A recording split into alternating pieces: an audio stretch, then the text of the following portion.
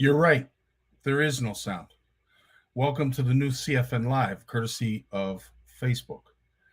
Apparently, anytime that you have any kind of sound, music sound, whether it be you could be playing music on a radio, you could be stringing somebody else's song, you could be singing somebody else's song, it gets flagged by Facebook. And regardless of whether there's a copyright infringement or it's your own music, it gets taken down. And unfortunately, we drop viewers. So, as I say, unfortunately, for today anyway, we're going to do a little bit of an experiment to find out if, in fact, this feed gets dropped with no sound. So we'll have some commercials, some backup and accompanying videos, but we are going to try this to see how long it lasts with no sound. So I repeat again, the reason the intro had no music was because our feed would have been dropped the minute I played the first note. So, that being said, I welcome all of you here. How's Ed doing? Joe Moore's in the house. Bill Allen, how you doing? Sup, team? Yes, sir. Yes, sir. Christopher's in the house. Christopher James, Ray. Always nice to see you. My friend Joe Powers is here. Richard Dunlop. Yeah, baby. Lloyd's in the house. Tony, you look good, dude, man. That looked awesome. We got to share that at some point, that pic. I just didn't have time to download it. But by all means, I'd love to see that again. Absolutely fantastic. Clason's in the house. How you doing, my friend? Corey out on the west. What time is it, Corey, out your way? I've always wondered that when you join us live. Is it what, 3 in the afternoon, 4 in the afternoon? Facebook is a Swift driver. I don't know what a Swift driver is, but it's difficult and no singing. You betcha, Tony. I can guarantee you that. There is lots going on. This is the eve of our CFN retreat, our 4th annual CFN retreat. And I have some great news for anybody who's looking to make a last-minute ditch effort to get up to CFN. There is 3 beds available. As of right now, there are 3 beds available. I'm not sure who the person is in cabin 6. Westdorp, I believe, is his name. Westendorp. There's one individual right now, and there are 3 beds available. It just became available today. So if you are looking to book a trip, once in a lifetime adventure and journey up to Horwood Lake Lodge, that is the link. Please say hi to Doris and Warren for me and tell them that you want to go. So by all means, Warren and Doris, take it away. Hi, I'm Warren. And I'm Doris. We have one question for you CFNers. Are you ready? Those who are going, I'm sure are. Those who are wishing they had jumped on the chance to go are very happy to hear that there is some available space for you, your loved one, a good friend, a buddy, a cousin. Oh, baby, am I ready? Amen, brother. Yeah. But as I said, I'm looking forward to going. I am almost in vacation mode. I can't wait to get up to look at that beautiful morning. Absolutely beautiful morning. And of course, there is no shortage of fish. Our good buddy Dave Helmer is telling me that the bite slowed down a little bit, which is understandable because they've got a lot of rain up there. So the bite has slowed down, which means we're going to have to work real hard to get a multi-species day like that. But are you ready? Oh. You bet I'm ready. That guy there, Richard Dunlop, yeah, he's ready. Absolutely. He is so ready. But yeah, what a group we had up there last year. Ready. Larry and Martin. I don't know if they're going. I hope they are. I hope Mo and Larry are there. Horwood Lake. This is the cabin. Obviously, that's the main lodge there that we're hovering over top. 1, 2, 3, and 4. Then you've got cabin 5. And there's cabin 6 off to the right. Or sorry, off to the left. That's cabin 6. And of course, the animal house, which I believe Tyler and his family are going to be in. Those dates are wrong because that was last year. Or no, sorry, those dates are right. 15th. Oh, my good Lord. Without the music, man, nothing seems right. But yeah, those are the dates. Hi, I'm Warren. And I'm Doris. Of course, Warren and Doris are wondering, for you CFNers. If we're ready. We are ready. Show of hands. Who's there? Who's coming? I know Richard's with us. He's going to be there. And He's bringing, actually, Richard's bringing a whole group of people. So thanks, Richard, for all your hard work and sharing that you do. Absolutely fantastic. Enjoy all that are going one Oh, day. baby, Yeah. am I ready? Yeah, Ed, we really would love to have you, my friend. Chris Moore's in the house. How you doing, bud? So you're telling me that it's 4:08 in Oregon. That's really cool. Yeah, we are all absolutely ready and can't wait to go. Horwood Lake Lodge is the place to be in less than 5 days' time. Can't wait. Looking forward to it. Sundays are our day of travel, and it officially starts on the Monday, but we will see you Sunday. There's always a beautiful dinner awaiting us when we get there, and I'll be there to give you all a big hug. As I said, it is it's just that time, and I so look forward to it, man. I'm telling you, Horwood Lake Lodge is just it's a magical place for anybody who has been there and has attended one of our CFN retreats. You know exactly what I mean. Speaking of magical, right behind me, I don't know if you see that shirt. That is a next gen shirt, and what an event! Speaking of magic, what an event on the weekend. Stanley, if you're listening, man, you did awesome. All your volunteers and your board of directors, good on you. It was an awesome day. It rejuvenates my belief that there is good in this world, and it happened every time you saw a kid smile holding up a fish. Every single time, those kids were so well behaved. They waited. They were patient. I even saw kids helping kids. Like one kid needed a bobber. The other kid went to his tackle box and grabbed them a bobber. Like there was all kinds of that wonderful stuff going on. So to the kids of Lindsay and to everybody who attended, I hope you had fun. I hope you had a good time. These are the partners. It is just their third. I thought they had done more, but it was the third annual Kids Fishing Derby. And of course, all of those wonderful sponsors. There's Frank, Babs from Fish Whipped, and of course, Steve Shaw. That's Stanley right there. He says he's the brown guy with a smile. I think he's more than that. I think, he's a giant, and he has a giant heart. Look at all those kids, man. Look at all those kids. What an incredible event. The media was there. There were people taking pictures. Every child went home with a prize pack. This is just like what went on up in Algoma and our buddy Chuck. Look at that. Does that not melt your heart? That little girl, she was so proud of that fish. Look at all these kids, man. Just unbelievable. Then I know this wasn't the only kids event going on. I know Jim and Richard were up at another one, but there is the man. That is the man right there. And of course, I can't thank those two bookends right there, Barry and Sally, for coming all the way down from Timmins to attend this event. So again, big shout out. Bass Pro stepped up in a huge way, but to all those sponsors, thank you so much for your generosity. Thank you for all who joined up and volunteered. Of course, those who registered the children, you can see what that would have posed as an uphill battle to get all those kids registered and ready. It was hotter than the Hobbs of Haiti that day, and they were cooking. They had hamburgers and hot dogs. It seemed it was endless, the amount of food there was. But yeah, dude, like that right there, that made my day. Seeing that girl, it just absolutely melts your heart. But again, I can't thank all of these folks enough that put on this event. We will definitely, CFN will definitely be up there again. We're proud to be a part of it and considered a contributor. To have 4 of our dedicated, CFNers up there, it was awesome. It was great to see the love and the hard work, and again, dedication. Barry and Sally driving all the way from Timmins and then driving all the way back. Just incredible.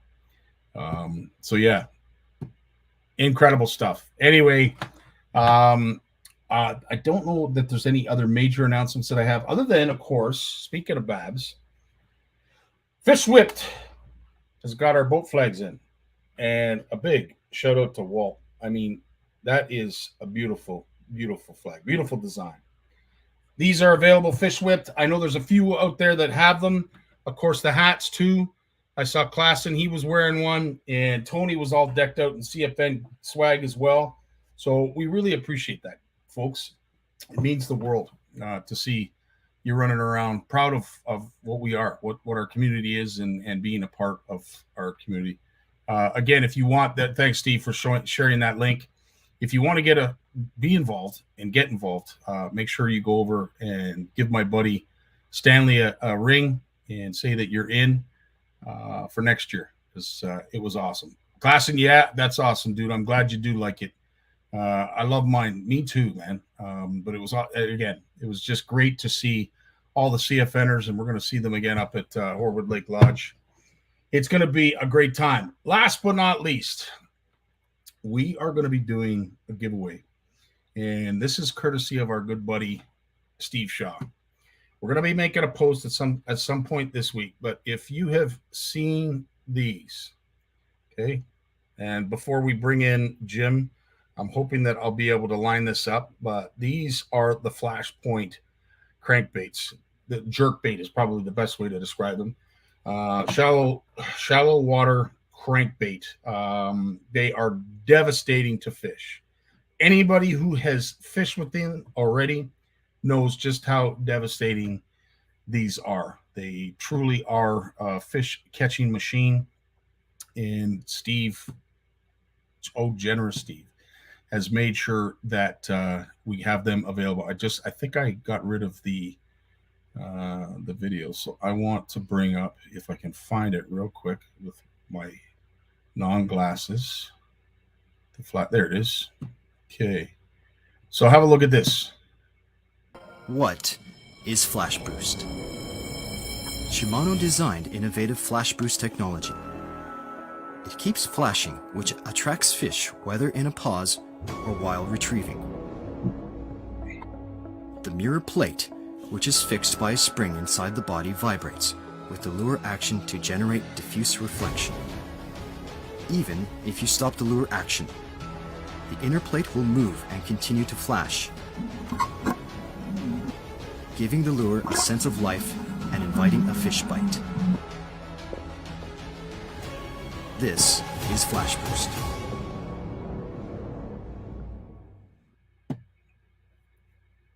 Yes, it is. And without further ado, let's bring in Big Jim McLaughlin. How you doing, Jim? What's going on? All is well in Sealy's Bay? Yeah, I guess so. You've had quite the last couple of days. How's the weather anyway? What's that? How's the weather right now? It's stinking hot and everything. But did you see the note I sent you? That's what incredible. A difference an hour away. I don't remember seeing weather. There's the live weather right now, 7:18 between Ottawa and me. Just a tad difference. 26 to 17. 26 to 17. It's 75 minutes as the crow flies to Ottawa that way. And I mean, it's crazy. Ottawa's gotten over 100 millimeters of rain today, and they still have a rainfall warning out. We got enough to wet the ground. Yeah, it was same out here. You know, like what went by was actually embarrassing. I mean, the Apparently sky. there's still a lot to come. It looked like it wanted to rain, but I don't know. It's all backed up, I would say. Jim, I think it was Mark that was asking, is this a suspending? And the answer to that question is yes, it is. It suspends. And tell us a little bit more about this bait, because as you mentioned, you don't even have to shake it for it to shake. I was going to mention that to you. I already had one to talk about it because it's all I get on Facebook, and I had a couple of guys this weekend message me on Facebook and say, "Hey, can we talk to you?" They were taking the boat out at the launch, and I came up and they had some of this stuff.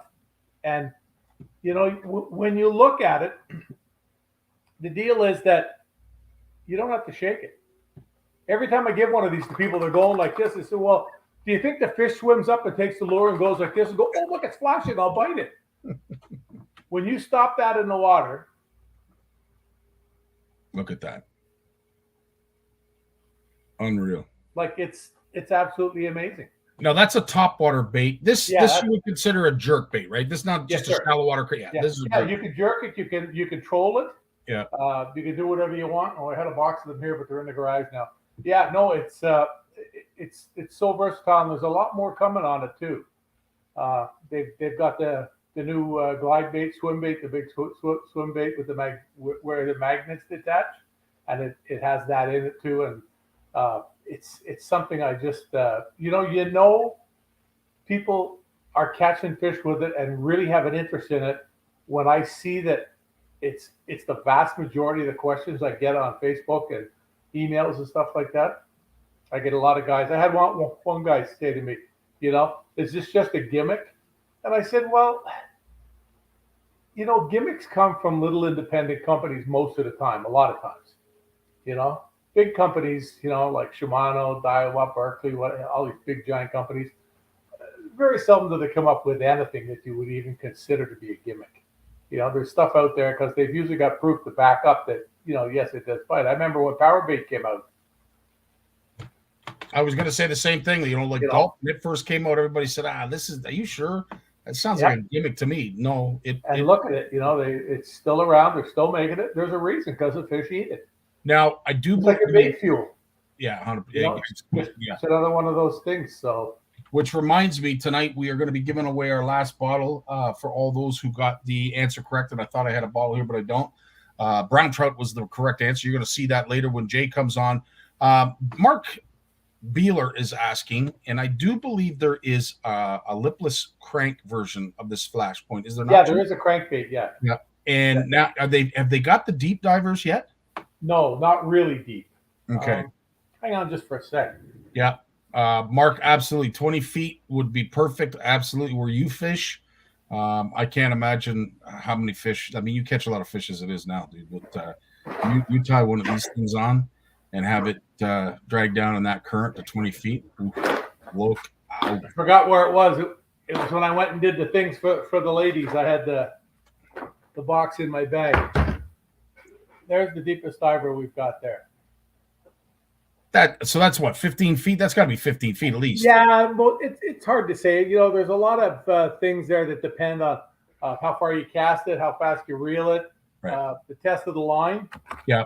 I mean, a lot of people don't realize when you see these guys out throwing these great big giant crankbaits, they're really big ones, the ones where the body is the size of that whole lure, they're throwing it sometimes on 10-pound test to get the depth out of it, to get it down to where they believe the fish are, or now where they can see the fish.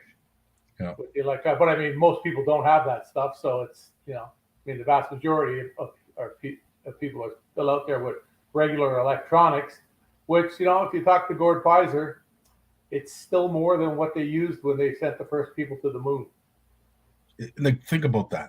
That's a fact. He got that from a buddy from NASA. Think about that for a second. We sent people to the moon, and our technology is better on boats. Yeah, it's on a fishing boat. Through GPS. Incredible. Yeah. Richard's saying he needs 2 for Horwood. I would hope that some folks stack up. And is that the top water? Is that Yeah, that's the top water. I mean, it's real. It's legit. Yeah. Look, I mean, can you imagine that on a calm day? Pitching that out and having that flashing surface. Yeah, where I really see stuff like that shining is in water that's maybe a little off color, like where you guys are going to go. I believe you got tannic water up there. Yeah. So something like that. That's where something like that would really make a difference. It might just happen to show up a little more. I know a lot of the guys in the States I've talked with that have fished some reservoirs, those big impoundments, and when they get rain, they turn muddy. Yeah. And they've seen this shine on those days. That's how they know it works. They're having days and they're chucking all their regular stuff, and they're catching fish, but it's not what it should be because of the mud. And they throw on some flash boost. Yeah. Boom, boom. They start catching fish. So only makes sense. Oh, Richard's got an interesting question. Have they got musky size Flashpoints yet? Nothing. That I don't think you'll see that for a long time. Got to remember, musky guys are wild, but it's still a teeny little part of the market. Yeah, it's a small thing. Hey, speaking of it, we were up at the kids thing in Armprior there. It was really cool to watch some of these kids run around. This place is really cool. I've been going there for like 10 years now. Now, we missed a couple because of COVID, but they still had like 65, 68 kids, something like that, I think is what it was. I'm going to put a post up on it later. And it's really cool to see them because this little portion of the Ottawa River just below Arnprior, there's a beautiful little park there, lots of parking, there's swings and stuff for the kids across the street. It's just got everything. And there's a sandbar in front of it. So all the kids go out and stand at the edge of the sandbar. They wait out, some kids are at their knees, some are at their thighs, but whatever. But you see them and it looks like a line of people down the river. But when you get the light right, you can see the light sand, that light tan color of the sand, just weaving back and forth, and they're all along the edge of it like that. And I guess a lot of the fish come there to feed. One of the little guys got a carp. Oh, nice. It's probably about 5-6 pounds, maybe 5 pounds. Nice. His dad told, it was one of the dads told me it was probably 15 pounds. Wow. It was probably 5. And you know what's so cool, Jim, is that a kid caught that, and that will be a memory for last. We had one as well. I myself have never seen a crappie that big up close, but it was hovering around the 14-inch mark, and it was the size of a dinner plate. Like, it was just enormous. I've never seen myself a crappie that big, so it was pretty cool. She was the winner, obviously, that won for largest fish. There were lots of bluegill, lots of sunfish, lots of perch caught, but there were lots of fish caught, period. One thing I did want to mention to you, and it's kind of a call out to the parents.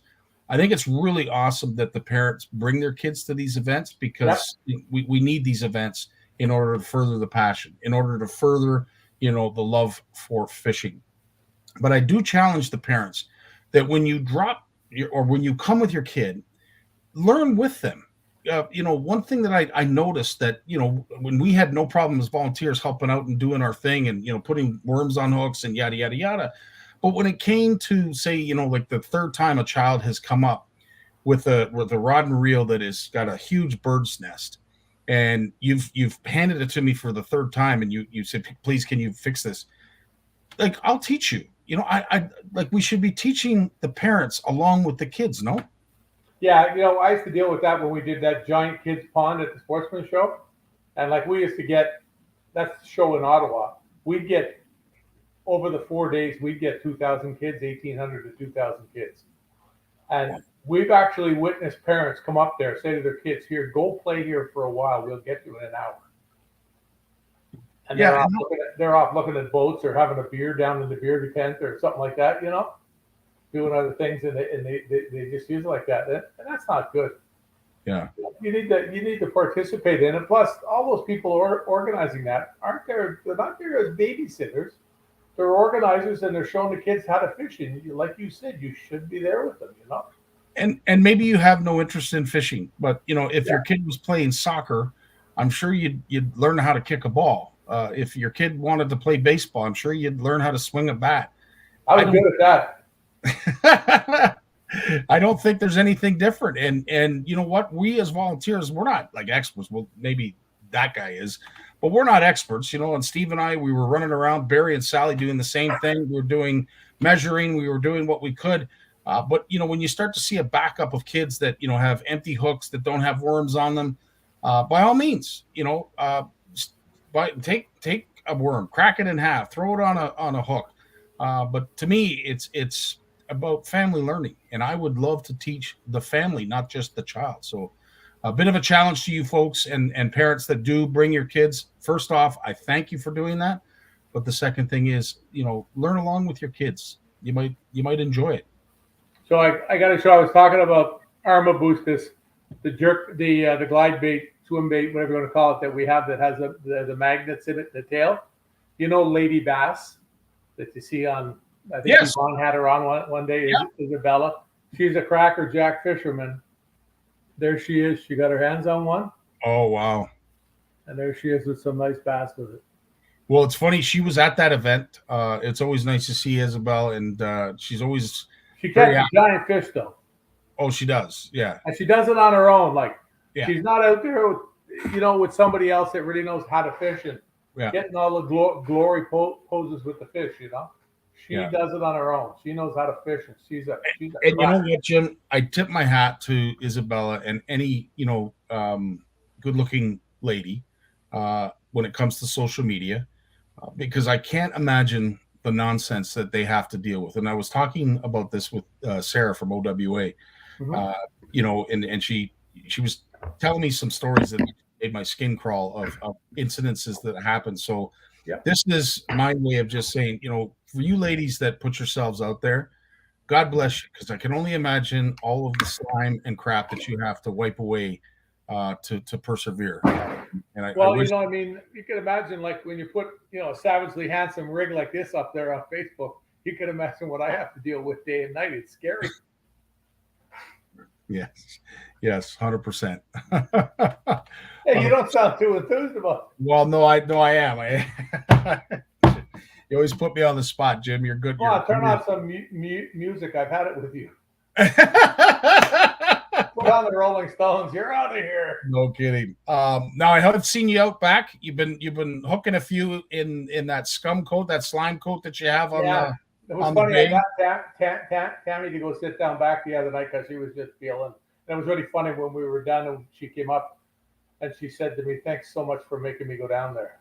I said, "Well, you had to listen to me more often, because every time I forced you to do something, you always say, 'Oh, I'm so happy I did that,' Yeah. She went down, sat by the water till it was almost dark, and it was just absolutely beautiful. It was a little hot though, but it was crazy how hot it stayed here last night.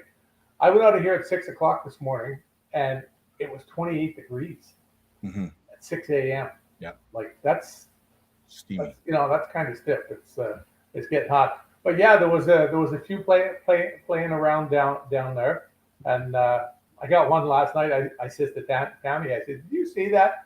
And it was a sunfish. He had to go 2 feet in the air out of the water, and he landed on top of the mat, and he's flipping around on top of the mat, and all you see is the mat going boom, boom, like the bass is trying to. It knows it can hear him. It's just like reeling a frog over top of it, but he can't get to it. So I cast the frog just a little bit past it, and I bring it over and I put it in the hole he made when he tried to get it the first time. It looked like he threw a stick of dynamite in the hole. He hit that frog. It was just incredible, and I thought it was a big fish, and it was like a 2 1/4 pound. I thought seriously it was a big fish, but I got a nice one with Chong the other night. Yeah, I saw that. Yes, one it wasn't far off 4, and it was so funny because I said to him, I said, "Geez, you haven't caught anything tonight." He looks at me and he goes, "You haven't either." I said, "Well, it isn't over, about 10 seconds later." Wow. I set the hook. In the branch, I always complain I never catch a fish out of it. Like literally from where you are to the front of your desk. You know what I mean? Like it's like you're not even casting. You're literally dropping the line in. And I saw a little bit of a swirl in the duckweed. It just sort of opened up, and then they all float back over the way they do. And I dropped it in that hole, and it never got to the bottom. It was on it and took it and going, eh? Unreal.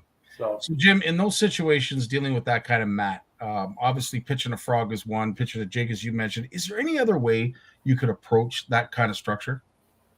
Tokyo rig, yeah. Works really well. I continue to be blown away with that. Interesting. I continue to be blown away with that, the way it works. I was over on the dock the other night here playing with it, and in the milfoil and out the back, and I've even gotten into using the 2 sinkers on it now. Hang on, I might have that here. I've often thought of that. When we first learned how to fish as kids, we would never cast towards the algae or what we tried to cast in an area that you knew you weren't going to get hung up. And as we have progressed and learned more from gents like Jim, we have now learned different ways that we can actually that kind of cover. Jim, hang on, don't go away. I'm so glad you haven't lost your sense of humor, dude. That noise you heard was the women clawing at the door. Oh man, I don't know how you do. I don't know how you cope. It's tough being me. Yeah. So it's all tangled. My tail got pulled off because I set the hook and it was a panfish. I shouldn't have. But there's what let me take that off there.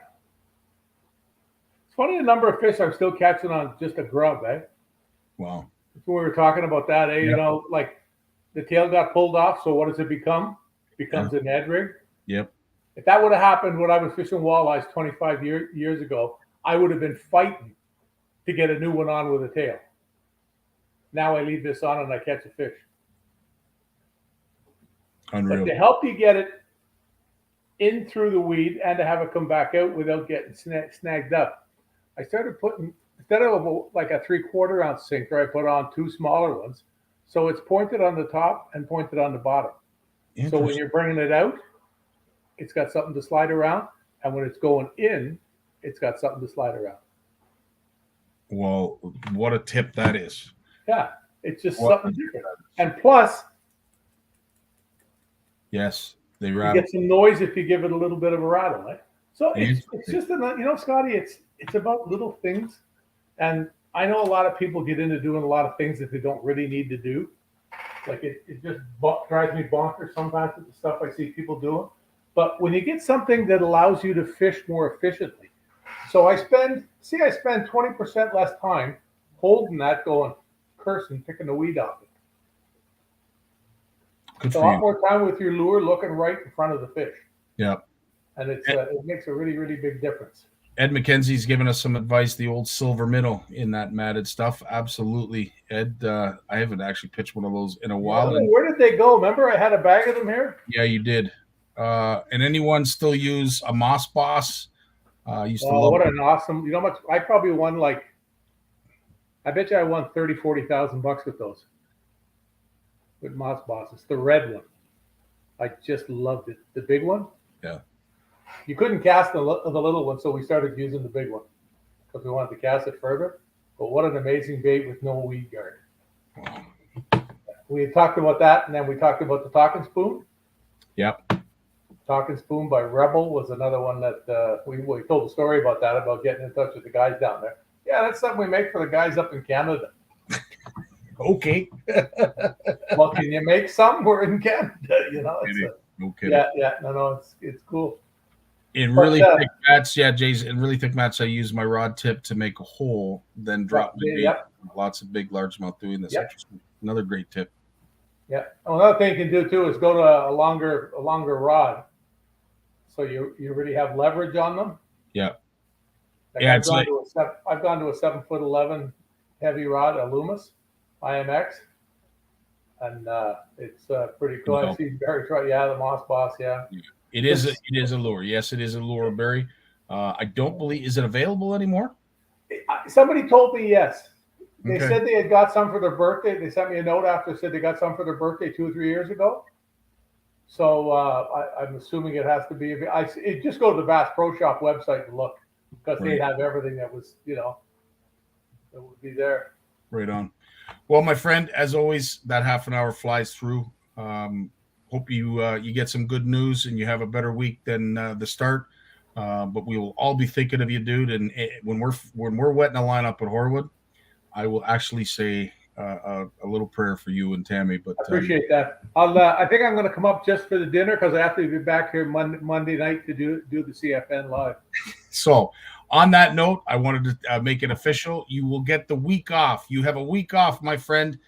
There won't be a CFN live next Monday. Pack the bags. We'll go to the corner store and buy penny candy and hold up here for a week.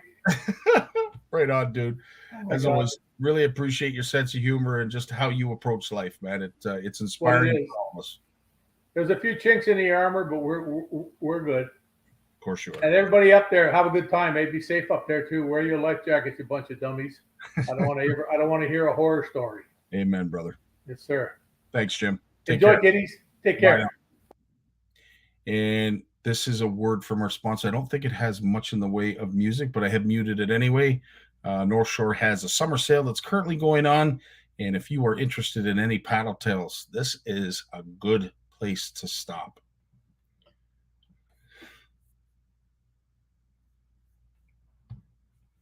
It sucks not having music. I know. It's always nice to have accompanying music. Really nice action on those paddle tails. North Shore does a really nice job. And for my beloved walleye, yeah, it tweaks their interest. There's no doubt about it. No doubt about it. It just has a life action. Anybody who knows paddle tails knows that there's no better action with a plastic than one that has a paddle tail. Beautiful stuff. Hearing voices without music is better. Erica, I love your positivity. I like that shot. I really like that shot. That is beautiful. That's a beautiful looking fish, beautiful backdrop. Yeah, I never get tired of seeing that. I don't know about you folks, but I never get tired of seeing that. Good stuff. North Shore, as I said, go over to northshore.ca if you are interested in some interesting plastics, including those beautiful paddle tails, and I'll be bringing a whole bunch up to Horwood. And I wish I was bringing this lad with me. How you doing, Lawrence? Hi, man. How are you? Oh, fantastic. A little bit different today because, of course, we are trying to test something to see if the feed will get dropped with no music. So far, so good. I see lots of folks still on the feed, so we're in good shape. What kind of shape were you in? I heard you just came back from a trip. We were down in the Prince Edward County area for the last 2.5, 3 weeks. Nature Canada is an NGO, an environmental NGO. It's really old. It's been around for 100 years. They want to they're putting forward this idea of establishing a national marine conservation area for the Bay of Quinte and the eastern basin of Lake Ontario on the Canadian side. This would be the third NMCA in the Great Lakes on the Canadian waters. The Americans already have a few. We're definitely going to get some. The government of Canada is committed to protect 30% of all of our marine ecosystems, our oceans, our 3 oceans, 30%, and 30% of our land and freshwater by the year 2030. That's like 8 years away, right? So they've got some serious work ahead of them to identify these areas and to designate them as marine or land conservation areas. So if people are promoting these ideas, so what does that mean for fishing, though? So what kind of fishing is going on? So we've been busy down there talking to commercial fishers, recreational fishers, guides, outfitters, tournament fishers, First Nations fishers, you name it. We're talking to all of them and asking them, what does fishing mean to you? How are the fish doing? Is it getting better? Is it getting worse? Is there room for improvement? And what do you think about this idea of having a national marine conservation area in this? And that's the trickiest question, right? Because that's the one people don't. They have feelings about that, my friend. I can imagine. So I have to ask, and maybe you already mentioned, I just wasn't listening, but who's deciding this? Who's going to sign? It's a federal provincial thing. So because of the Great Lakes and they cross its international borders and things like that, right? So then you got the federal government involved, and that's Parks Canada. Parks Canada, believe it or not, is the agency that gets involved on this. And then because it has to do with fish and all of that, you got the Ontario government involved as well. So both those governments have to agree that there's sort of a reason to do this.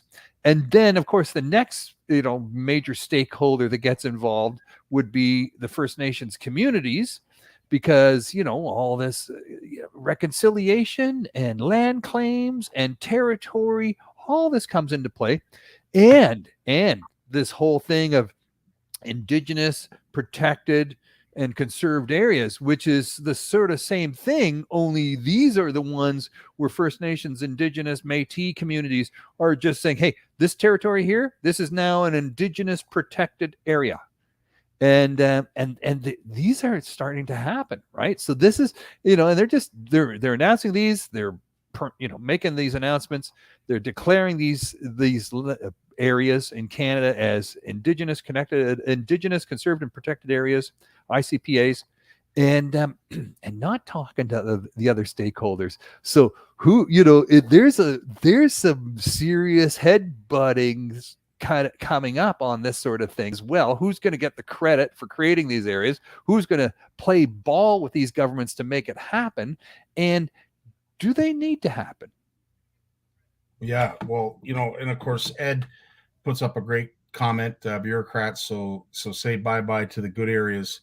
And you know what? I hope you're wrong, Ed, but that just based on what you have just said in terms of who the stakeholders are, who the foundation of stakeholders are, we have a hard time having them get along and agree on anything. And then there's this silent majority, right? Which is you and me and all the CFNers across Canada. Yeah. Like this is the 4, 5, 6 million Canadians that go fishing every year. You know, we have no idea really. We know how many licenses are sold, but that doesn't include the children. That doesn't include seniors. You know, or people that go fishing on license-free weekends and family fishing weeks and things like that. You know, or people who just go fishing.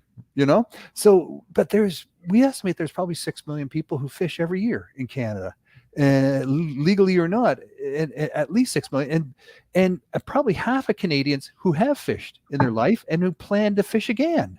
Right? Just because you didn't buy a license this year doesn't mean you're not going to fish anymore, and doesn't mean you don't consider yourself an angler. Mm-hmm. So this is a huge silent minority. According to the Statistics Canada, the last stats they threw out on this, there's about 168 million fish caught by recreational anglers in Canada every year. 168 million. About a third of those are returned. So, you know, that's a lot of fish. It's a lot of fish. It's a lot of people catching a lot of fish. You know, you can't ignore that when you start to talk about drawing a line on a map, a circle on a map, and saying this area from this point forward will be conserved and protected. What the hell does that mean for 6 million Canadians and for the other Canadians who want to, you know, fish? Amen. And dear, this all has to be decided in 8 years. It's going to be decided. Now, there's 2 in Canadian parts of the Great Lakes that have been decided already. There's one on the west end of Lake Superior, and there's one on Lake Huron. Very pro-fishing. Nothing against fishing. They celebrate fishing. They promote fishing. They take a page right out of the First Nations playbook of the food, social, and ceremonial. Right? That's a big one for First Nations communities. This is their history. This is who they are. This is who they've been for 15,000 years here in North America. It's their food security. It's their native food, nature food, country food, whatever you want to call it. It's their social. It's their celebrations, weddings, parties, birthdays, anniversaries. It's that idea, and ceremonial, right, with the spiritual side of things and the fish people. So there's a lot of that happens on the First Nation side, but this is also something that a lot of Canadians also have similar types of relationships with nature and with fish. So yeah, I think it's a good positive direction that we stand proud of what we do and the fish we harvest and catch. Well, there's some great comments that are coming up. I want to post first Steve's. He's asking who's financing the maintenance of these areas. Is there ongoing support for them? In terms of financing, yeah, there'll be a map, right? There'll be a circle on a map. What does that mean? Who's gonna patrol that? If there's any sort of patrolling that happens, there won't be. This is not going to be, you cannot enter. I don't think that's ever going to be the case. This is going to be a no-go zone with police and that sort of thing, fines and all of that. That is so far down the line. That is the extreme worst case scenario, and I don't think that's where we're going with this. So what it means, though, look at it the other way. If you draw a circle on the map and say this is important, then you've got these scientists, like all these scientists we have talking to Canadian Fishing Network from across Canada, who can then say, hey, you drew a circle on the map. We need to understand what's inside that circle a little more. So we're applying for some research money to start to document that. And that's a good thing, because look how many lakes and rivers and oceans we have in Canada. How much do we know what's really going on down there, right? How much have we spent to understand what's going on down there? Hell, we don't even know what's at the bottom of most of our oceans around the world. So this gives a sort of it identifies an area that's important and then says, okay, now you got to spend some money to document why it's important. Yeah, 100%. And Ed has mentioned that the MNR has been sampling a lot of areas he used to fish frequently. So, their MNR patrols Long Point Bay Sanctuary. They have big binoculars. Yeah, like, I mean, Ed has also brought up a good point too. That would be my concern.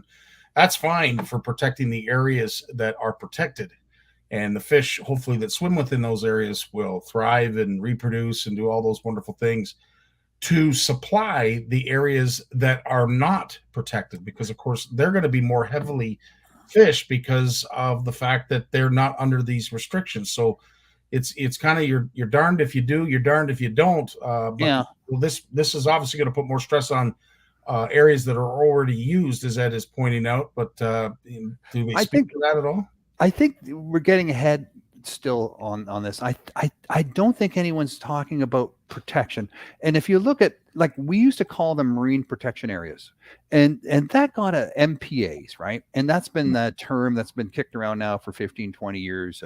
And it's got a lot of baggage, it's got a lot of, it riles people up. Mm-hmm. So they're not calling it, they're calling it a national marine conservation area. So conservation and protection are two different things. Protection is sort of like, okay, don't touch, there's some issues here, we got to step back a bit. Conservation is, hey, this is important, let's manage it well. Let's make sure we don't screw it up. That's conservation. We do conservation. Anglers do conservation. We've been doing it for 150 years. We know how to do conservation in Canada. We do it well. And this is an opportunity for us to get some money to do it even better, right? So, and there's nothing wrong with that. There's nothing wrong to taking it to the next level in terms of conservation. That's education, that's understanding where the spawning is taking place, the types of spawning, the invasive species kind of impact, climate change impact, pollution impact, plastic impact, understanding all of that and knowing, okay, we need to do something here. We need to shut that off there because it's screwing it up over here. We need to stop that sewage plant there. We need to stop, watch out for those farms there that are dumping fertilizer and feces, and over nutrients into the water. So it just shines a bit of a spotlight on some precious fishing areas and says, don't mess this up. I don't think anyone's saying don't fish. That's that. I have it in writing. But again, to get back to your original question, is we were down there talking to these people, because if you don't get it on in writing, if we don't document what fishing means to people, then it can be overlooked. So we're documenting it big time. We're going to push it out there. We're going to communicate that. We're going to celebrate that. We're going to educate people about that. And that will hopefully, say, look, you can't mess with this. Do not mess with these people. Do not take that away. No, it's great points. Chris Dillon has a great question as well. Does any of this get as far as Rainy Lake through the Lake of the Woods area? Yeah, you would hope, right? Because Lake of the Woods is being, it's one of the, if you look at 40 lakes in Ontario, Lake of the Woods is right there in the top lake in terms of screwed up, right? So it's not an official Great Lake, but you can count on the fact that something like this is going to come to Lake of the Woods at some point, because it's such an important lake. It's such a major lake. And it's such a lake that's, it's, from the north where you have whitefish and lake trout and very little nutrients, to the south and Rainy River and all that, where it's just totally bombarded with nutrients and it's shallow and the weed beds and all of that. It's a lake with multiple personalities, but it's such an important lake. So yeah, it deserves to be better understood. And I'm tired of all these advocates saying too much blue-green algae in Lake of the Woods, you're screwing up my water skiing. Well, yeah, but you know what? You pull that nutrients out of that lake, and that whole north end of the lake is going to be decimated. It's going to be decimated because it will have zero nutrients. And without nutrients, you have no life. It's like a lake at the top of the mountain. It's just pure H2O. You could drink it, but there's nothing living in it. No, true enough. Speaking of blue-green algae, I noticed that Lake Nipissing had a good plume on it recently. It's been a warm summer. Yeah, this is becoming a concern going forward as more and more nutrients get added to our large bodies of water and get blown into areas, obviously, from consistent winds what it does to the fishery, what it does to the community, what it does for swimming and anybody else who enjoys water activities. It has detrimental effects, right? It does. And if you have the wrong type of blue-green algae, it can be very toxic. There's certain forms of blue-green algae that have toxicity within their cellular structure. If you boil that water that has that type of blue-green algae, you break down the cellular structure and you release those toxicities into the water itself. So it's even more dangerous if you boil it and try to consume it. I mean, some of these blue-green algae is going to be so dangerous that if your dog walks into the water, it liver can fail and can be dead within a day or two. But how do you know which type of blue-green algae? There's so many types of blue-green algae. But one little correction there, Scotty, it's not so much that there's getting more nutrients. It's the water is getting warmer and staying warmer longer. So the nutrients that in there is having more opportunity to create blue-green algae. Gotcha. That's the difference, right? And like out here in Eastern Ontario, Muskrat Lake, dirtiest lake in Ontario. This is a lake that's 10 miles long, surrounded by cottages, 3 campgrounds, a sewage treatment plant at one end in the town of Cobden, a Snake River at the other end, flows through all the farm fields and coming in at that end. So you got 2 major sources of nutrients, so the farmland, fertilizer, the treated sewage at the other end, then all these septic systems from the cottagers and the trailer parks. This lake, for the first time, it was blue-green algae from one end to the other. 10 miles of solid, vibrant green. How do you recreate on that? What goes on that lake? No. And everybody's drinking bottled water. That's sad. And the government and others have gone to the community and said, look, you've got a problem here, but you can fix this. But it means raising property taxes. And no one wants that. No one wants that. So the community says, well, no, we don't have the money to fix it, but someone's got to step in. How can we let our lakes just turn to crap like that? Well, and this is just it. We talk about fishing and the joys of fishing and furthering the passion of fishing. But at the end of the day, when you can't, as Erica says, you can't even wade in some of the water without waders because some of it irritates your skin. So there's a problem. We got to recognize that as a problem. What else is going on in Bluefish Canada? How much time you got? We have 5 minutes. Okay, let's go fast. All right. Top 10. All right.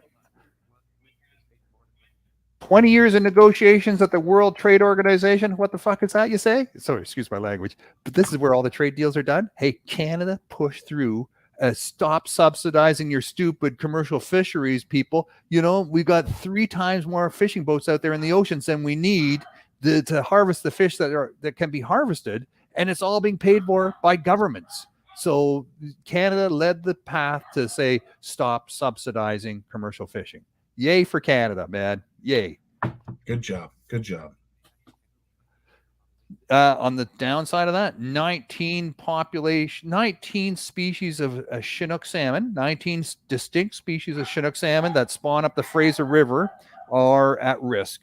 I'm not sure how many different species of Chinook go up that river, but 19. I didn't even know there was that many different species of Chinook. But you know what? Each species comes from a tributary. Right. So they all come from one tributary, and maybe some come sooner, some it's colder, cleaner, warmer, and they evolve in a certain way. And now, they is it species that you mean, Lawrence, or is it genetic strains? Genetic strains of Chinook salmon. Yeah. Gotcha. Yeah. So they call them different species, but yeah, you're right. They're different genetic strains. Wow. That's incredible. Why do muskies gulp air? Now, this is from Outdoor Canada magazine, and Sean Landsman, he's a researcher here at Carleton University. Why? We always hear about fish that, some fish can burp, like lake trout and salmon. When you catch them down deep, as you're coming to the surface, you see the bubbles coming up. So they're releasing gas from their bladders. Apparently, muskie gulp air. You know why? I'll give you a guess. You got one guess. I thought it was to help digest food. You're very close. You're very close. So what it is a muskie eats a 3-pound bass. Now it's got a 3-pound bass inside of it. It's sinking. So it goes to the surface, takes a big gulp of air, fills its bladder, and then it doesn't sink anymore. That's pretty cool. Eh? That is so cool. I didn't know that. Yeah, that's so cool. I love these rapid fires that you do. We learn so much. Yeah, I love it that they these fish eat giant meals. It makes sense. You eat a giant pizza. I want to sink on my couch. They don't have couches. And that's what I always thought is they're just basking because it's Thanksgiving dinner in the middle of August for them, and they're taking a break. Yeah, but I guess they would do the other thing, which is lay on the bottom. But in this case, it makes perfect sense. So they're gulping in air in order to help them float. Because when they're in the shallows, that's after they eat. When you see a muskie in the shallow water, quite often it's finished eating and it's trying to get close to the sun to warm up its body, to increase its metabolism, to digest that 2.5-pound smallmouth bass it just ate. Because otherwise, if it goes to the bottom where it's very cold, then they get indigestion because that thing's sitting in their stomach forever, right? It's just not digesting. So yeah, they need the sun to crank up the metabolism, and that means staying close to the surface, which means more air. Let's see what else we got here. Right on. Saskatchewan is spending $4 billion to improve its aquatic sort of lakes and channels. Like you think about Saskatchewan, you think about farms and prairies, that all needs water. And there's some big rivers flowing through Saskatchewan, and there's dams. And how do you maintain that? And how do you keep these lakes? Well, they're spending $4 billion to revive the lakes and channels to make sure these farms can continue operating as climate change, as the planet warms, and rain becomes less predictable. You need to think about how you're going to provide water to these farmers. $4 billion. You know what that says to me? More lakes, better fishing. So, and really, how do you improve on that province? That province's fishing is phenomenal.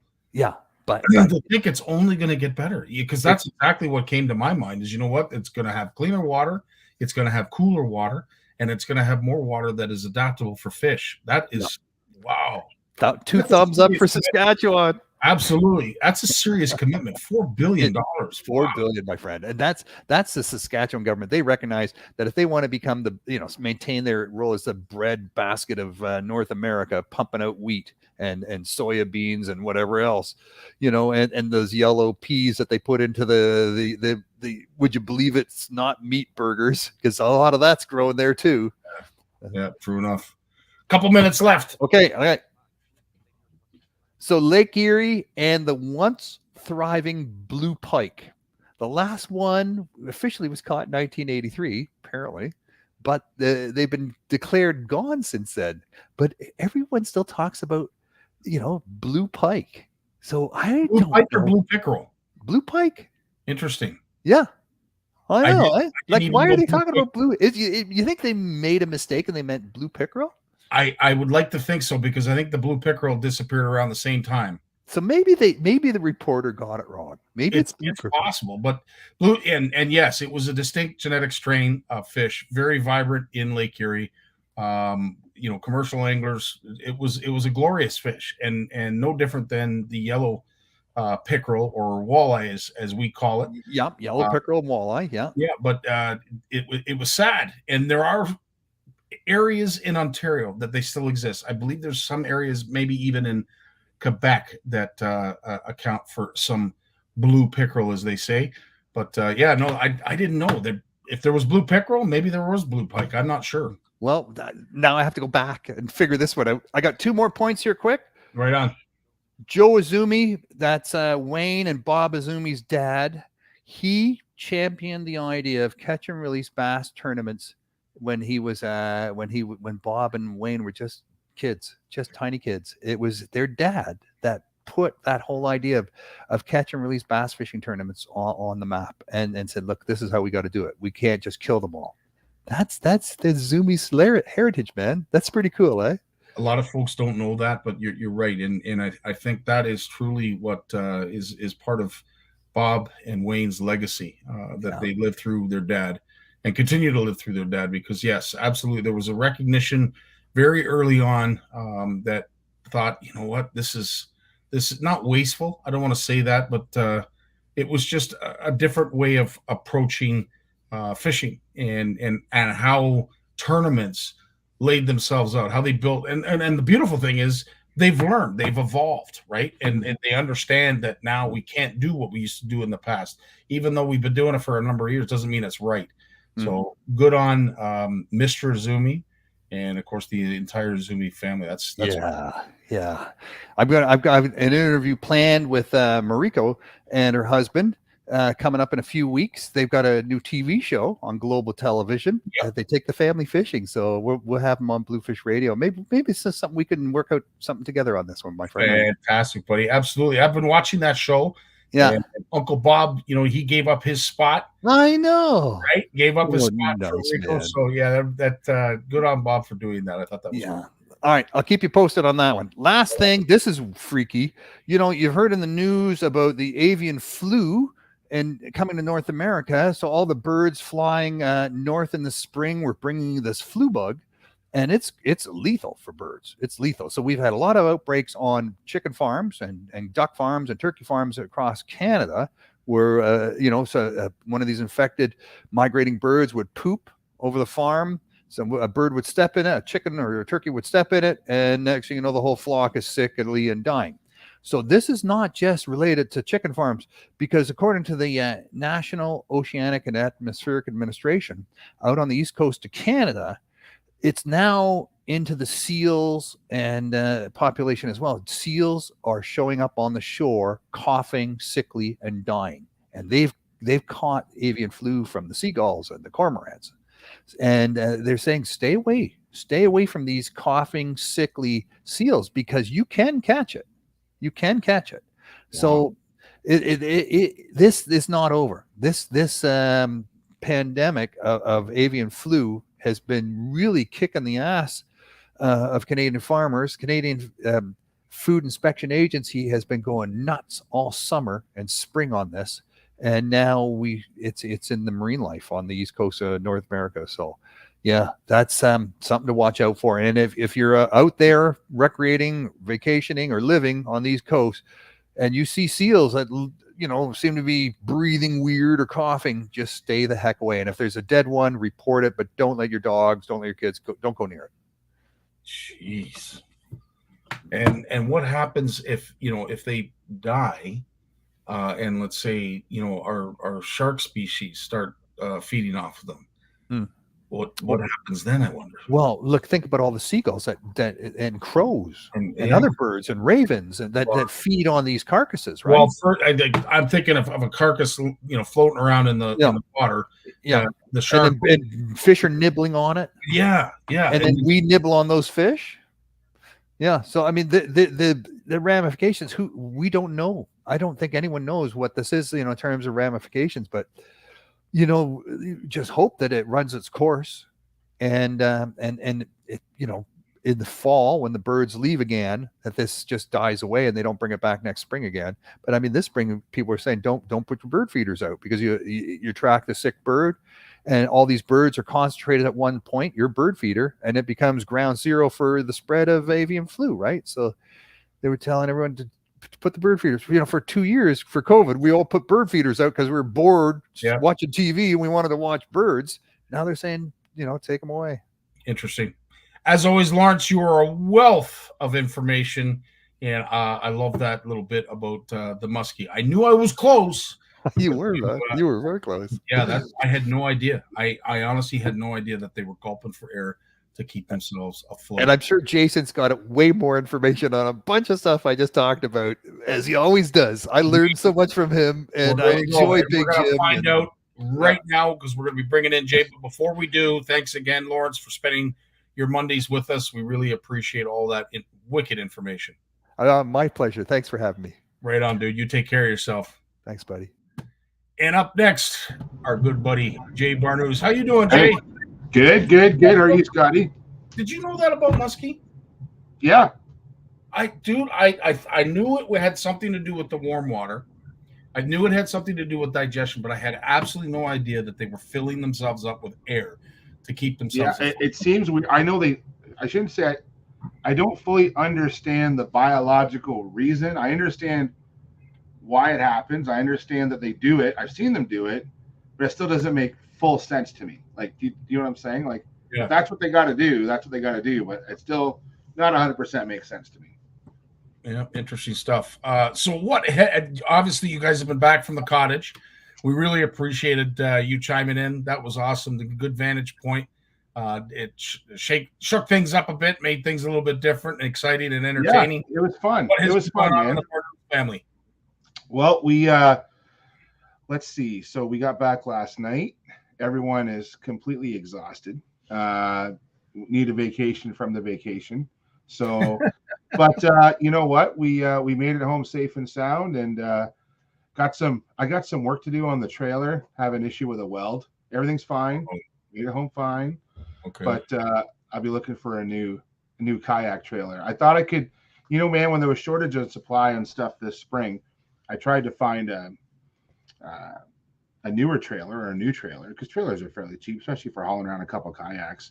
But supply was short, so I went ahead and updated an old utility trailer I had, and made it home safe and sound, touch and go kind of thing, but we made it. So you didn't hear me on the news on the 407 or anything. No, we didn't. No, I'm glad. And not to make light of that.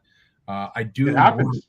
I do worry. And one of these days we're going to hear a terrible accident has happened, and it's going to involve CFNer. Speaking of which, big shout out to big virtual hug, I will say, to Tasha and all the Alberta anglers that unfortunately that angler out in Alberta was found, and he's not with us anymore, unfortunately. Yeah, I heard that. My thoughts and prayers are with his family, his friends. We've lost another good one, from what I understand. And like this is all. Unfortunately, this is one of the dark side of spending time in the outdoors. Is water will take your life. Here's a good example. We were talking at the cottage. We stopped at our friend's cottage on the way home from the first cottage. We were at two cottages, and we were just sitting around chatting about kids and being in the outdoors. And when they get older, like, how long of a leash do you give them? And there was a comparison made between the one family we were with. The kids enjoy mountain biking, and they're the same age as Trevor. And then they're making comparisons to the mountain biking and the kayak, because it's a pedal drive, right? So we're having a conversation. And I said, but you probably send your kids off with a mountain bike. They've probably gone for hours. You probably wouldn't care. And I wouldn't. They're on land.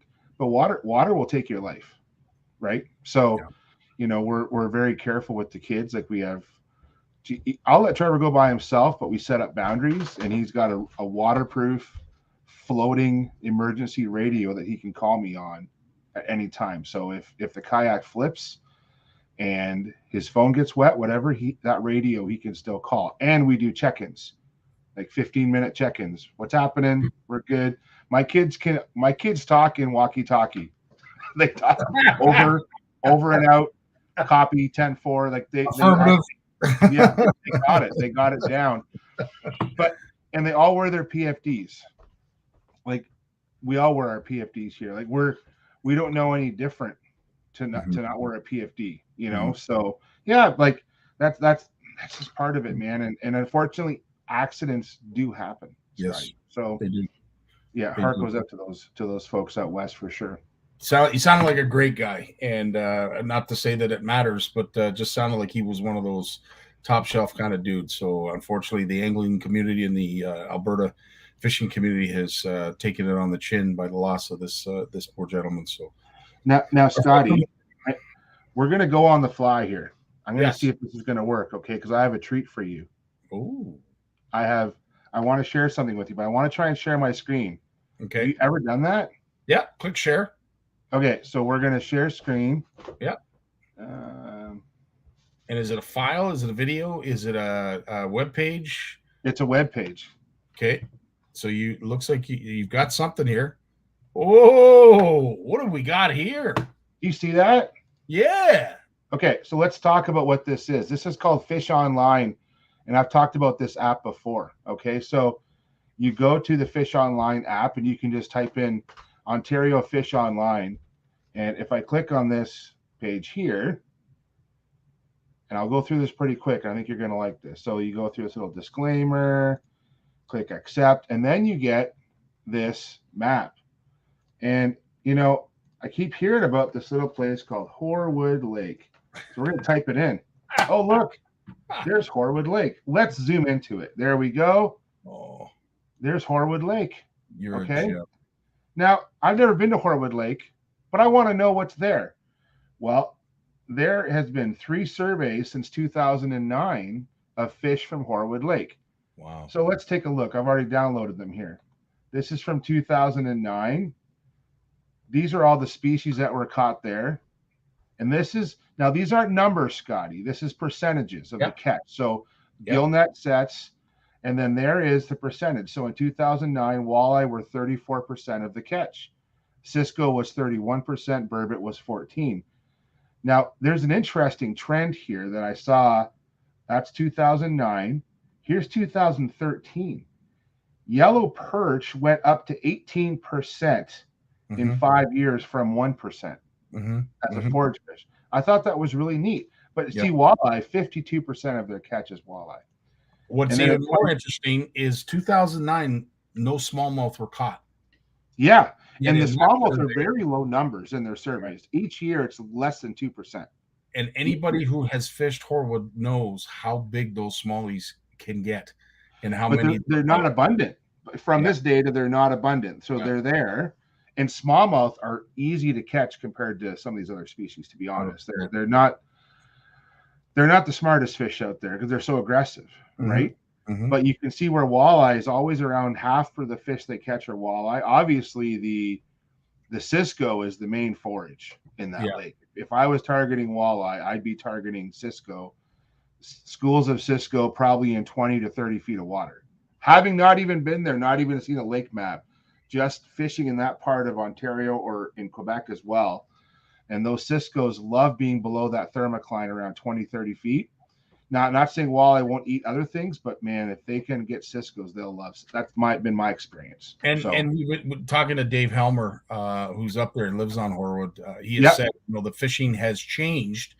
It's not as easy to catch your limit as it was, say, a couple weeks ago. And one thing, as you know, Jay, and you'll point out, when it comes to Cisco, they are a temperate species of fish. Yeah. And when you get that rainwater, it almost turns the lake over, and sometimes those schools become scattered, and all that's happening is the fish are relocating themselves. And eventually, once things calm down and we get 2 or 3 days where there is no rain and no inflow, because the one thing about Horwood, if you go through the map, Jay, it's absolutely amazing. There is literally just one exit point where the water exits at the dam at I think the north end of the lake. At the north end. There's literally dozens of inflows. This is the closest, I would say, to a typical U.S. reservoir. You could get, and you mean they call it Horwood Lake Lodge, but I almost like to call it Horwood Lake Reservoir because the amount of inflow of water that comes into this body of water, and there's only one way out. And so what's neat too in this online app, Scotty, is you can look at the area of the lake, maximum depth, average depth of a lake.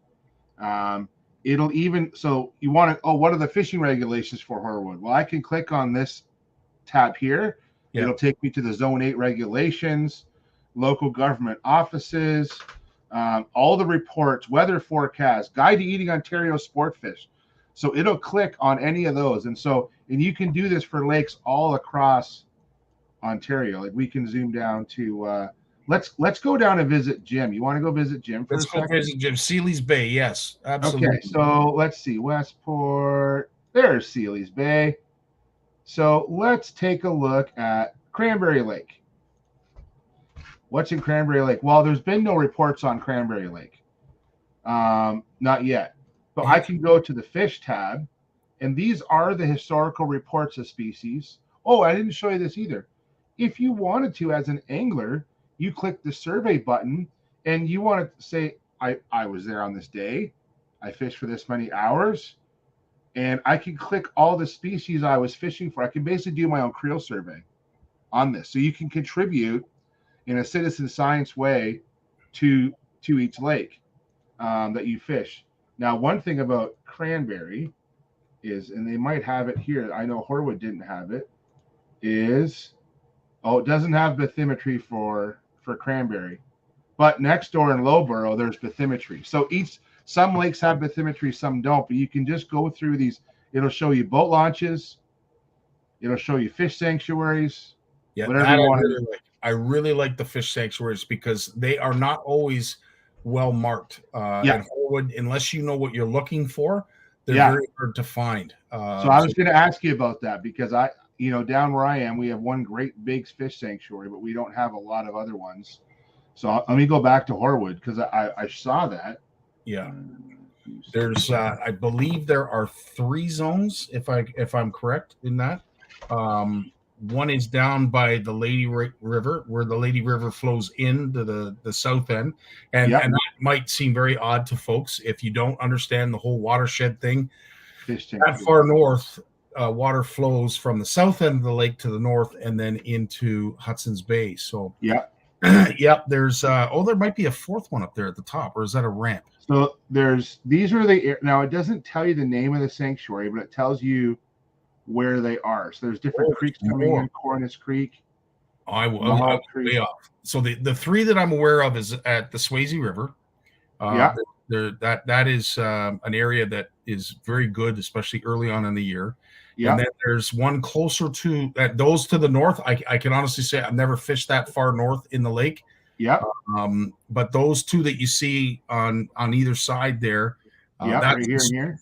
And that is a tributary that doesn't flow that hard throughout the course of the year. But after all the rains they've had up there, I'm sure it is a deluge. But the signs that are up there are white, and they are posted to the extreme east and to the extreme west. And anywhere in between those 2 signs is the sanctuary, and you're not allowed to fish at certain parts of the year in those sanctuaries. So that's really awesome, Jay. Yeah. So I'm gonna drop that into the chat, and people can go to and just search by water body. Click on search by water body. You have to go through a couple of features to get in there, and you can find your favorite lake. If there's surveys on it, it's there. Most lakes have a historical list of species that probably came from some of those reports back from the 70s. Yeah. But it's cool. I mentioned on last week's show how MNRF has been doing this broad scale monitoring. Now, typically it's focused on the larger lakes that have more tourism. In Horwood, there's a lot of lakes up that area, and there's lakes just as big or bigger than Horwood, but Horwood's got some great fish data from it. So I'm gonna just drop this in the chat room here. Absolutely. We ran into a gentleman that is going up to Biscotasing, which is the next lake down, next big body of water down, and it is very productive for walleye and pike as well. That whole watershed up there to me is a unique fishery. Yes, it's quite a ways up north, and it should be, but really, when you hear about the pressure that a lake like Horwood receives, it is truly amazing that it does as well as it does and continues to produce good numbers of fish. Yeah, and actually, even too, if you scroll. Okay, I'll share one more time because I need to show you this. Wait, you've mastered it, dude. Sorry. Okay, so we've seen the percent of catches.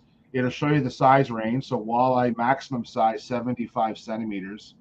There's your average size is 38 centimeters. So that's about 14 inches is average size walleye. Yeah. But when you get down here, it actually shows there's your length distribution. So most walleye are 30 in that 30-inch range, 20 and 40. There's a good, see that 50? That's probably a good year class that came through that's still holding on. That's probably around 6 to 8 years old. Yeah. And then there's the northern pike length distribution. There's also water chemistry data, so the water temperature averages. So some of the surveys they do, they actually put down devices to measure the thermocline and what the average water depth is and all that. So there you go. I'll stop sharing that now. I can do this all night. So Yeah, and we could literally. One thing that it's amazing too, with the amount of water, the transfer of water in that body of water called Horwood, Yeah. how tannic it remains, how dark it remains. Now it's clear for the first couple feet, but after that, your bait pretty much disappears. And with all of that water transfer, it's amazing that lake continues to have enough nutrients in it to remain as productive as it is. But the year classes of fish, when you're out there fishing, you are going to catch probably 20 fish, 20 walleye that size, and maybe 3 that size in terms of numbers. And we see it every year we get up there at Horwood. There's always a lot of really small walleye, which of course to me, when folks say, well, Scotty, there's a lot of small fish, you're catching a lot of, dude, that's music to my ears, because that's what you need in order to keep that production, that level of production, and keep up with that pressure. You need those. At the lodge, do they have any, like a lot of good lodges out there, not knocking anyone, but a lot of good ones out there have like they have their own rules. Like they're not sort of rules. I'm going to call them guidelines. They're not going to kick you out necessarily for keeping too many, or because if you're within your limits, but there's usually a lot of encouragement, positive encouragement to limit your catch, right? So what's Horwood doing up there? Or do they have any kind of special regulations that they have in place? So the previous owner, Mike, he did a fantastic job, Mike Brazeau, of going one step further than the MNR regulations. So when I believe it's 17 3/4. Somebody can correct me, because I don't even know. It was driven into your head that you'd only keep walleye 17 inches and smaller. Big proponent of that was what he learned here at CFN when it comes to the number of eggs that some of those larger females hold. When you hear that as a lodge owner, it rings bells. The new owners, Doris and Warren, have adopted the same rule. 17 inches and lower is what they look for. And when it comes to your limits, they are very upfront. I don't care how many fish you want to eat. If you have fish in your fridge, that is part of your catch, your daily catch. Yeah, that's right. We, as I said, we do a fantastic job every night putting on a fish fry, and how that lake continues to produce enough fish to, feed 25, 30 people every night of the week, a nice little feed at the end of the day. It's amazing, man. I'm actually getting goosebumps just talking about it. But and looking at those numbers, it seems to be whatever fishing pressure that lake experiences, the trends and the fish there aren't changing. If you go through the size classes between those 3 different surveys, now we're talking 2009 till 2018, almost a 10-year stretch in those 3 surveys, and the size distribution and the percent of catches hasn't changed a whole lot. Only that yellow perch one went up and down, which is kind of interesting. I'm not sure why, but they are hard to find. Like they have small schools of them.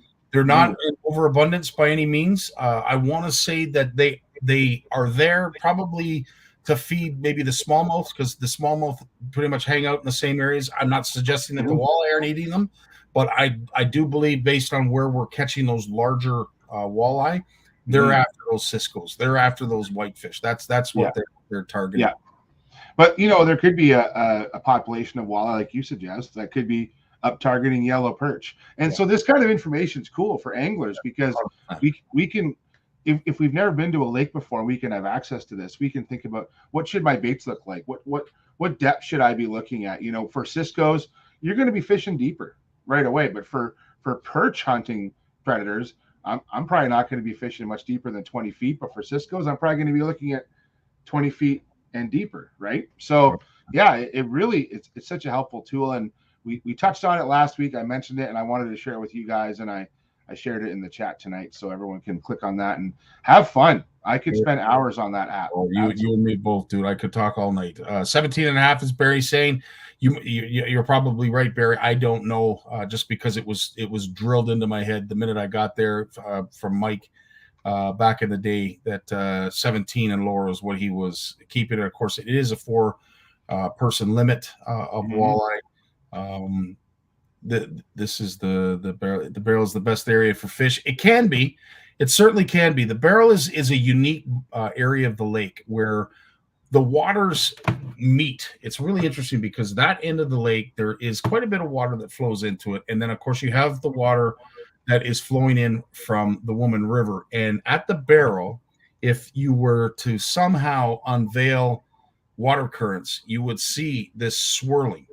And that swirling, of course, as you know, Jay holds a lot of bait fish, brings a lot of the bigger fish in, and can be a very productive area. But what I find so unique is no matter what time of year, you always seem to find a school of small walleye, a large school of small walleye in two distinct places, and they never, ever seem to move.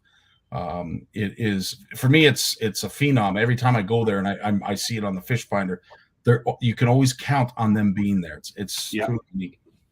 That's cool. Really cool, man. Really, really cool. So what's up next for the Barnucz family? Where are your travels going to take you next? I'm gonna share a quick note here, and I know everyone's heading north, but this weekend is the 25th anniversary for the Deer Creek Kids Derby down in Long Point, near Long Point. So it's Deer Creek Conservation Area is kind of south of Tilsonburg, between Tilsonburg and Long Point, and it's a small reservoir. Trevor asked me the other day how long I've been fishing Deer Creek. I've been fishing it for 40 years now. And this derby's been going on there for 25 years. I've helped run it for most of that time. Shout out to Debbie. Debbie Thane is really the brains behind it. I am just the one of the regular volunteers. I helped to get prizes. Shout out to Berkeley and Ugly Stick. We haven't had this event for 2 years, so I've been stockpiling prizes because I get stuff from them, which is wonderful, and I haven't been able to give a lot of it out because we haven't had events. So I've been hearing all these great events have been going on recently, and I just want to give a shout out to a local one here. So we're going to go hit that up. That's on Saturday. And if you click on the link, if anyone's from this area down here, it's $5 entry for the Derby. And that's really just to cover some of the expenses. But part of it though, too, is that the money goes back into the Derby to make sure that we have a Derby forever, and it's been running really well. And shout out to all the sponsors. A lot of the sponsors who are donating to the Derby aren't fishing tackle sponsors. It's really we've switched over to non-endemic sponsors. So for example, like Scotty, a local landscaper like Thompson's Landscaping donates every year. They might just donate $500. Yeah. So we'll go turn that into something. We'll go to a tackle store and say, what can I buy from you to maximize this money? So if I've gone into like Bill's Bait in Hamilton with $100 and walked out with $200 worth of stuff, and to me that's a sponsorship. I'm not trying to get all the free stuff off their shelf, but they're letting me buy stuff maybe at their cost to allow me to donate to the Derby. Does that make sense? It's brilliant. It's the best tactic you could possibly have. Obviously, it's great getting free stuff. But at the end of the day, everything costs money. And as we said, if it doesn't cost us anything, we can continue to put this on. Now, Stanley, who put on the Next Gen Fishing Derby that we were this past weekend, he gets that. He totally understands that. His board of directors, his volunteers, everybody knows how it works. And that's why, as I said, it is a group effort. It's a team effort. And without the volunteers, without the sponsors, without that kind of forward thinking that you just mentioned, these derbies just don't. They can't continue. They just won't continue. And there's no reason to beg tackle shops. Where you should do it is approach businesses who have more cash flow and who want to donate, and then go stretch that dollar, it.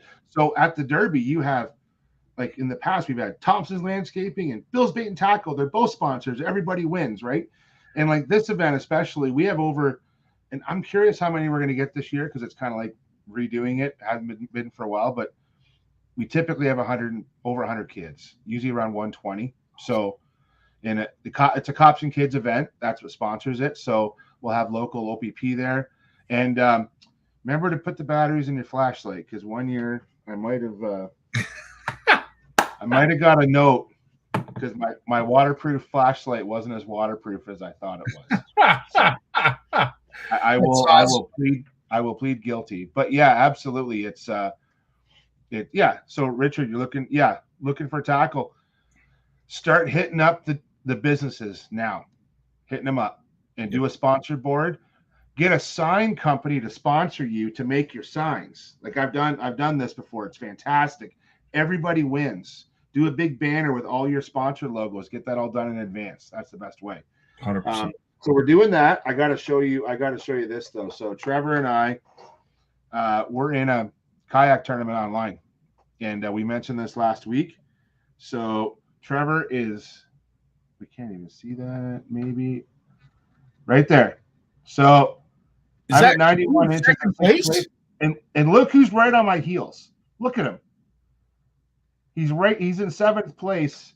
It's a Canada-wide event. There's 58 anglers in the tournament, and Trevor's in the top 10 with right behind Dad, like right on my heels, and he wants to kick my butt. So that's so awesome.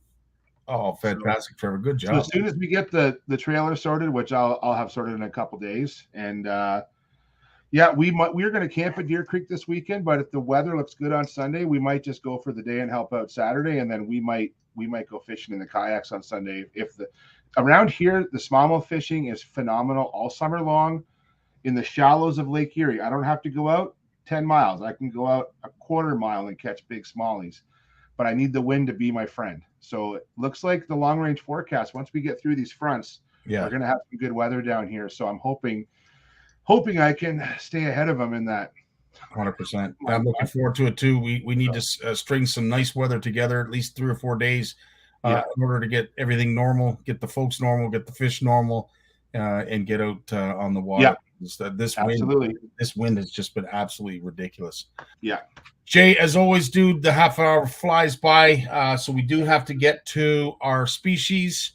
And our last remaining species, of course, was the wonderful, the brightly colored. There's so many things that we could say about this fish, but it truly is a wondrous fish, and it is the brown trout. And we had a handful of folks that got it right. Awesome. We are going to be spinning, of course, last angler standing. All the winners of this, species identification giveaway, all the winners will be thrown on a wheel, and we are going to be spinning that wheel to receive the ultimate, what we call the Bible, when it comes to identifying your species. And Jay, once we're done spinning the wheel, we'll show that if you have it handy. But in the meantime, let's find out who's going to win the last bottle of bait fuel. Let's spin it now.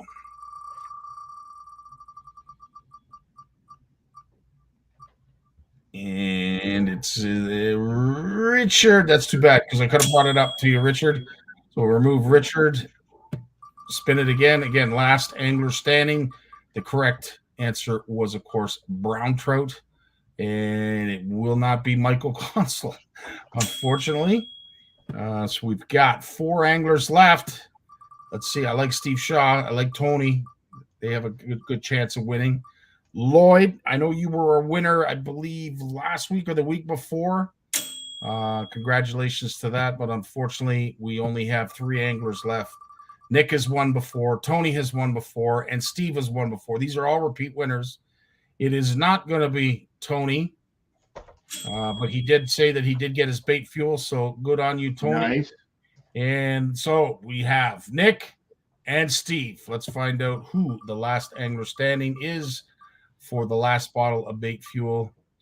And it is, in fact, the one and only Steve Shaw. Awesome. Steve Shaw, congratulations, my friend. Steve. Yeah, and as I said, couldn't happen to a better person, because, of course, we will be doing another giveaway on behalf of him, of course, for the Flash Boost, the Flashpoint. This thing is absolutely ridiculous when it comes to image, just presentation. It's just incredible. The Flash Boost from Shimano. Yeah. I dropped the link. I dropped the link in the chat, so there it is. We're gonna auction that off, and I get no kickback from this. I just love promoting it. there's been quite a few CFNers that have reached out and have ordered their own copy already for $30 at that link. So it's a great book. So it'll be we'll have it ready to go when we get to the final wheel.